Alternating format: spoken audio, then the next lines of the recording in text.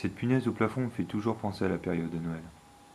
Elle n'a pas changé de place depuis le premier Noël passé à l'appartement, c'est-à-dire depuis 94. Elle sert à accrocher une guirlande qui traverse le salon. Et personne n'a jamais eu l'idée de l'enlever. En même temps, on n'a passé que 3 Noëls à Toul. En général, soit on va à Lille dans la famille de mon père, soit à Arcachon dans celle de ma mère. Et à chaque fois, c'est la même histoire, ils n'arrivent pas à se mettre d'accord sur la destination. Bon, on va chez ma mère alors. Ah non, j'aimerais bien voir la mienne. Bon, on l'a déjà vu en juillet. Et ça continue encore.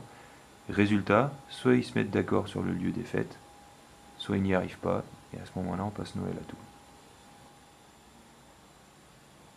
Cette trace au plafond, je l'ai faite il y a 4 ans. Je perçais encore un trou et au moment de retirer la perceuse, j'ai retiré un peu de peinture avec. Quand je la regarde, je me dis que sur le coup, j'ai vraiment été très doué. De toute façon, dès que j'ai eu la perceuse dans les mains, j'ai tout de suite senti que j'allais faire une bêtise. Et j'aime vraiment pas le bricolage. Mon père, lui, par contre, il adore ça. Il est tout le temps en train de retaper quelque chose à la maison. J'essaie de l'aider, mais soit c'est toujours fini, soit je suis pas capable de le faire. Alors, de toute façon, il n'a pas confiance en moi. Le problème, c'est qu'il veut pas comprendre qu'il sera pas toujours là non plus pour moi. Quand je vois la peinture du plafond de la salle de bain qui se décolle, je pense à mes parents. Mon père et moi, on aime bien prendre les douches bouillantes. Et ma mère pense que la peinture ne se décollerait pas si on les prenait moins chaudes. Donc à chaque fois qu'on sort de la salle de bain, on a le droit aux mêmes réflexions et ça nous fait bien rire. Du coup, vexée, elle s'en va en disant: Mais oui, mais de toute façon, vous aurez toujours raison, il n'y en a pas un pour sauver l'autre. Ma mère n'aime pas avoir tort. Bon, faut l'avouer, dans la plupart des cas, elle a raison. Mais dans le cas suivant, on a beau lui expliquer que c'est un problème d'humilité, elle veut rien savoir. De toute façon, on pourra lui mettre n'importe quelle preuve sous le nez, soit elle les niera, soit elle trouvera d'autres excuses. Alors, bon, une fois, c'est arrivé que je lui prouve qu'elle avait tort.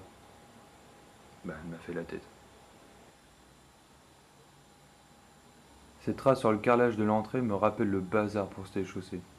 À chaque fois qu'on rentre tous en même temps à la maison, on est obligé de se marcher dessus pour enlever nos chaussures. Ah, du coup, il y en a toujours un qui s'appuie sur la porte et qui creuse un peu plus le carrelage. Le problème, c'est que ma mère est maniaque.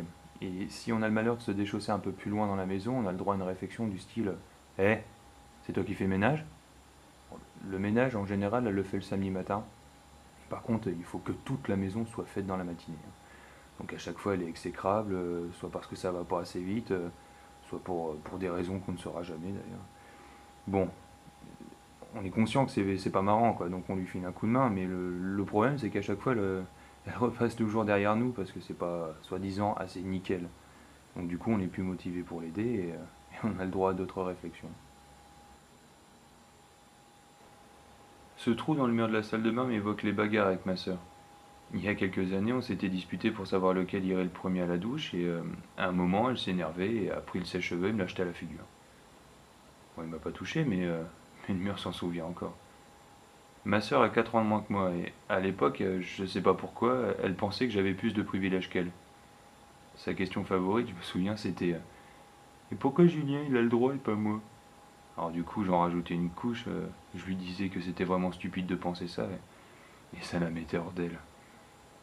Bon, aujourd'hui, on chamaille un peu moins, mais quand ça arrive, ça prend plus des allures de jeu. C'est à celui qui aura le plus de répartie. Ces traces sur le tapis me rappellent une soirée entre amis. C'était il y a 3 ans, mes parents étaient partis en vacances et j'avais la maison pour moi tout seul. Moi, j'en ai profité pour inviter du monde. Bon, pendant une soirée, quelqu'un a fait tomber ses cendres de cigarettes sur le tapis, sans faire exprès, et du coup, tout le monde a marché dessus. Et je me souviens avoir passé un bon bout de temps pour essayer de ravoir les tâches. Bon, je regrette rien, c'était une excellente soirée, mais j'avais quand même un peu peur que mes parents découvrent les traces. Ils ont toujours été contre le fait que j'invite du monde à la maison. Alors, pourquoi? J'en sais rien, mais on vit en HLM, donc pour des raisons de bruit, mais c'est vrai que à chaque fois que j'ai fait la fête chez moi, c'était dans leur dos. Cette trace dans la chambre de mes parents est le premier contact que j'ai eu avec mes voisins du dessous. C'était il y a 6 ans, ma mère rangeait nos livres dans des caisses et au moment de toutes les ranger, il y en a une qui lui a échappé des mains. Résultat, un bruit énorme dans tout l'appartement et un gros trou dans le garage.